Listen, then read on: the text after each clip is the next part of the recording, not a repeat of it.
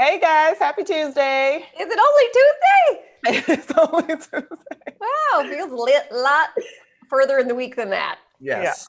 But here we are on a Tuesday morning. Boy, we got a lot of rain as I predicted yesterday. But yeah, a real shower-filled afternoon and evening. Dodged most of the severe weather, but pretty high amounts of rainfall totals across a lot of the area. Honestly, we needed a lot of rain. I don't know if we all needed it in one day, but a lot of the grass is looking yellow in some spots after a really rainy May. So that's good at least. As we take a look outside right now, though, a mix of sun and clouds. Actually sunny here on the north side. Felicia, I need that south side report, girl. What's it looking like? Clouds with peaks of sunshine. That's Well, what it's us gonna here be. too. Oh, okay, right in the basement, looking good. A mix of sun and clouds.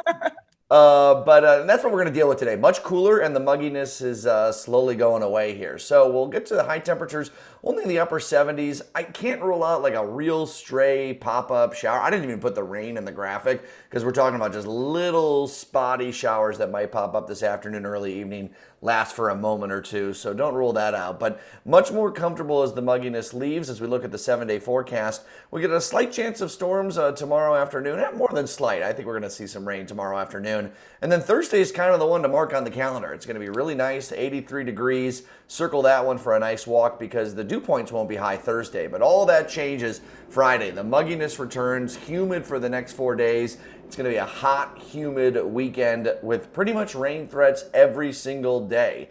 Just kind of a lot like yesterday. Maybe not as washouty in the afternoon and evening, but just spotty showers when you get this mugginess. That's what happens. It's so weird. Yesterday, I was expecting like these downpours. We got like nothing. Yeah, and I think that early in the afternoon we started to realize that Lake County and the north suburbs and even DuPage County weren't going to be as affected as greatly. It was the heaviest spots were downtown, south suburbs, northwest Indiana for sure. Yeah. All right, let's get to some top stories this morning, folks. Private funeral will be held today for Rayshard Brooks. He's the man shot and killed by police outside Atlanta's Wendy's earlier this month. Actor, filmmaker Tyler Perry has offered to pay for the services, which are being held at Ebenezer Baptist Church. That's the same church Martin Luther King, former congregation, actually. Hundreds of people showed up yesterday for a public viewing. The two officers involved in the 27-year-old man's death are now facing charges. Again, today's funeral, however, will be private. Yeah. I don't know who needs to hear this, but just because you do something illegal, allegedly, does not equal a death sentence. And so that's the problem that's being discussed here, and why people are protesting in the streets is because they want to have access to the justice system like everybody else. So for these moments, I always think about the family. I always feel for the family because they're the ones that left it behind. This was a father. This was a son. It's a tough situation. Yeah, and when you talk about, I mean, the three cases right now that are dominating headlines, George Floyd, Breonna Taylor, and this case, they all have very different circumstances, and they need to be analyzed in terms of behavior. But like you said, Felicia, none of those people deserve to die for anything that they had done. And it continues this conversation of reexamining everything, front to bottom, of how police departments deal with communities. Absolutely. We'll keep it moving to our next top story. President Trump is expanding sweeping immigration restrictions targeting work visas in new order. He's expected to release the proclamation Wednesday. It's going to go through the end of this year, and it says that the broadened restrictions will ease the economic impact of the coronavirus and improve the prospects of Americans looking for employment during the pandemic. To be clear, it's going to suspend visas for specialized fields like technologies, people in the technology field, non-agricultural seasonal workers, cultural exchange visas for au pairs, and other short-term workers, among many other people. And so basically, President Trump is saying, let's keep American jobs just for Americans. And the rest of us are like, well, some of these people are Americans, even if it's not legal, they still contribute to the economy and they contribute to what's happening here. Well, and I've spoke to you guys about this. What's so frustrating for me is this au pair program, which most people don't seem to understand really. It is not a hoity-toity program. It is childcare for families. And a lot of these families are frontline workers. You're talking about nurses, you're talking about firefighters. It's affordable childcare, and it's a cultural exchange. Those people won't be able to come in now to help with childcare. So a lot of these frontline workers are going to have to stay home because daycares and nannies are 4 times the expense in most cities as an au pair. And so that's going to hurt a lot of people who now have to stop working because these people can't come to work. Yeah, this is meat for his base gearing up for an election. We wondered if this extension was going to happen, if he's just going to keep on doing this, using the coronavirus as sort of a guise to make it at least a little bit more palatable to some people. We say it all the time. Businesses are better when they're diverse. Countries are better when they're diverse, when they have workers from all over the world. I wouldn't have met my husband if he didn't have a visa here in this country. Working here, it enriches all of us. And often these are jobs that are just for immigrants to work. These are not jobs that they're taking away from Americans. That might be in a few cases, but for the most part, these are people brought here for this specific job, for their expertise and technical abilities. Right. It's really a shame. Yeah. All right, locally, the CTA is going to be issuing some travel healthy kits starting today. They're going to give around 20,000 of these suckers. They're going to have 2-ounce bottles of hand sanitizer, a reusable cloth mask, and a healthy riding tips guide, a little light reading for your journey. CTA has experienced quite a precipitous drop of about 80%, which you can imagine. No one's going to work or hadn't for a couple months due to the pandemic, and of course, people worried about transportation on the CTA. I think it's a great way to remind people of that, to wear a mask. Maybe they forgot to bring it their first CTA trip in a long time. The hand sanitizer is nice. Everyone should use it. I hope these become like a regular thing that they can give out. It's not just 20,000 today, that we can have regular stations where hand sanitizing is the thing. And I know that they've rehauled how they're going to clean up the trains, and New York has done similar measures. But just continue to remind people, masks are important. They're not political. Hand sanitizer works, and distance works too. But we all need to get back to normal. We all need to use the CTA. Not all of us, but a lot of people have to use the CTA, and this is part of that process. Yeah. I mean, when I hear stuff like this, though, I'm always like, why wasn't that happening before? I was always scared to touch the pole on the bus of the train. I was already afraid to touch it and had hand sanitizer in my purse. But I'm glad that they're pushing this narrative. You guys, I'm a South Sider, so I always saw a lot of people still getting on the bus, people still on the bus stop in the middle of this because they're trying to hold on to their job. So, obviously a lot of people not riding, but if this is going to make it safer for everybody, that's good. You had a problem touching the pole? Yes. I was always just like, I know. To hold on. I wouldn't lick it, Amy. I would just, hold on, 2 hands, no problem. Maybe this is all changing. Maybe I'm the person that Felicia's really talking about, things we should have been doing already. Yes. That's code for John, wash your hands more. Got it. You know what? Once you guys have kids, I'm telling you, they are like snot rockets and it gets everywhere. So I just think of some kid being on this train before me and I'm like, whoa. I'm not worried about kid germs. I'm worried about adult germs. Well, a little bit of everything, right? John. All right, guys, let's bring in Jim Bennett. He is the director of the Illinois Department of Human Rights, here to talk a little bit more about the Supreme Court's ruling last week for LGBTQ and other things in our community right now, and how this is actually going to be implemented as we move forward. Thanks so much for being here. No.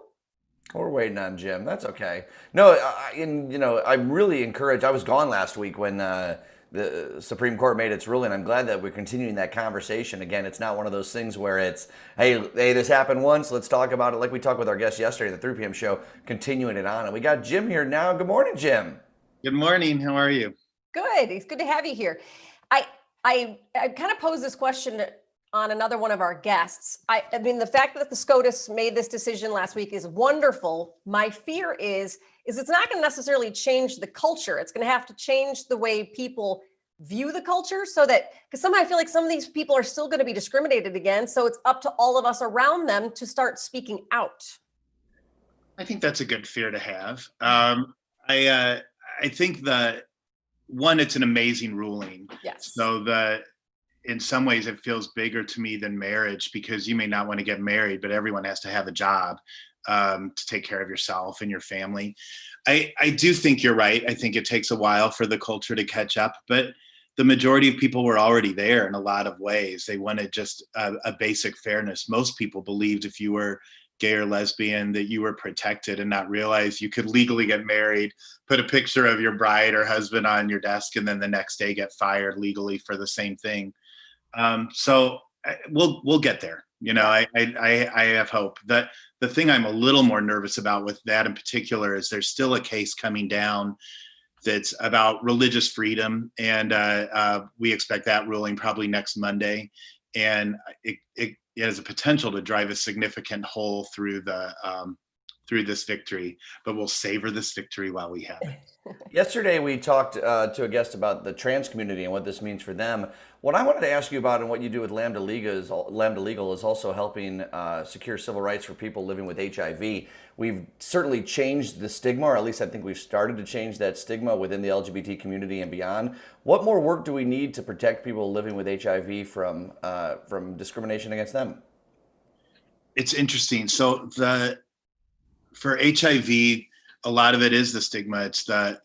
We sort of watched it play out a little bit with the coronavirus, right? Like, of just people afraid to be around people, firing someone because your spouse could have it. So much of that is just recognizing, one, people with HIV are protected under the Americans with Disabilities Act. So you have full coverage if you're, from that act, if there's discrimination.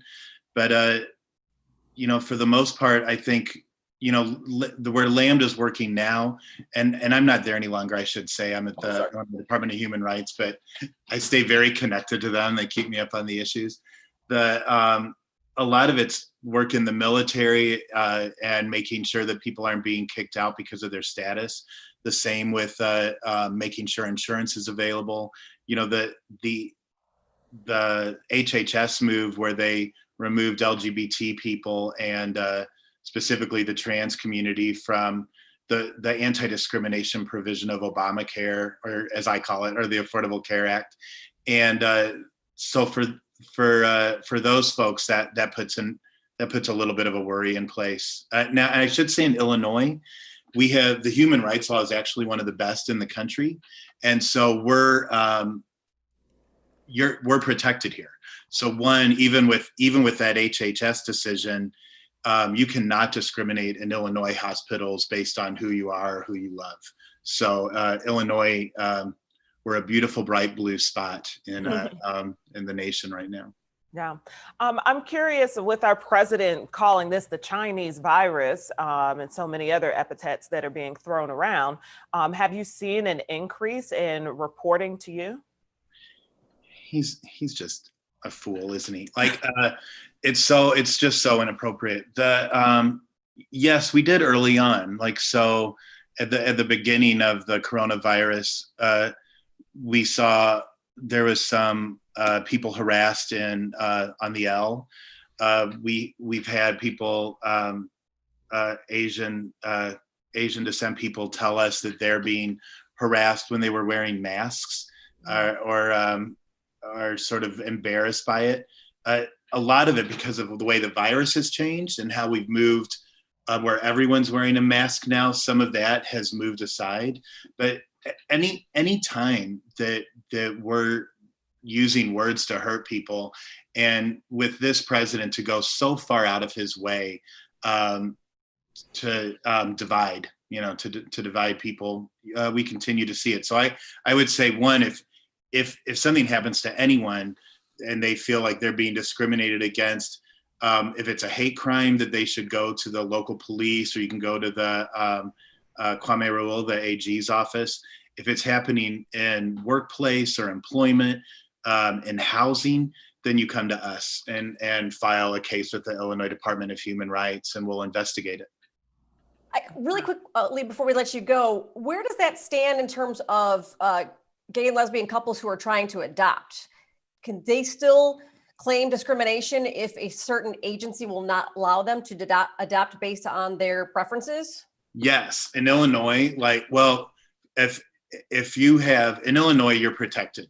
So if there is someone that's told that they can't adopt, then you're protected both under the Human Rights Act and under the way we do marriage here in the state. The marriage is a contract, and we provide that ability to adopt as well. So there should not be any distinguish between a straight couple or a gay couple in terms of adopt. adoption. Really quickly, I know we were running out of time. I wanted to know, do other states have these departments of human rights? Is it unique to Illinois, or is it pretty widespread? Illinois is truly, and I'm not just saying this, but we are. I'm just curious.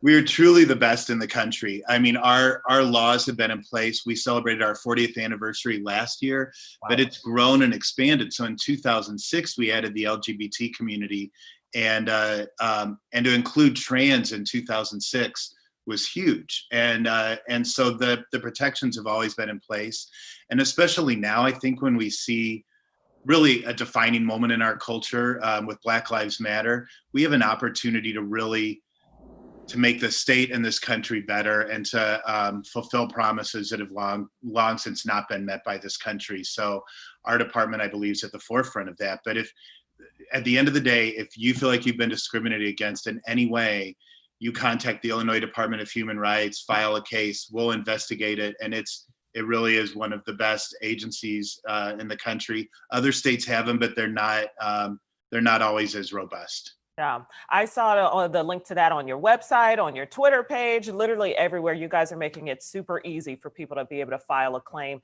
Jim, thank you so much for your time and for joining us. Hey, you're all the best. I absolutely love your show. Thank you. Thank you. Yeah. Well, now you get to come back again. Whenever you want. Yeah. More compliments. Yeah. Let's get his information on the screen, you guys. Illinois Department of Human Rights. This is where you can get more information right here, or even just checking out their Facebook and Twitter page. They have really quick, easy links for you to go on there and be able to get more info, file a claim, whatever you may need. Thanks, All right, Jim. you guys. Thanks. Thank you. All right, coming up at 11 o'clock, you guys, Vicky Blake. She is a video game writer. She's a critic. She's a podcaster. Upcoming release of PS5. Oh, Is Henry going to do this interview? Is Henry going to be the one to sit in on this one? I'm like, should no, make him pay not something attention. else I got to fight with him about. But Write some questions down from Henry. I'm curious to see what he thinks. I don't know much about video games. I'm sure we'll learn some. oh, I've learned so much I can teach you, John Hanson. We're going to continue the LGBT conversation going. The PFLAG chapter of over 400, there's 400 chapters across the country. Andrew Zanevsky is going to be joining us from there. All right, guys, we'll see you at 11 a.m. Don't you be late.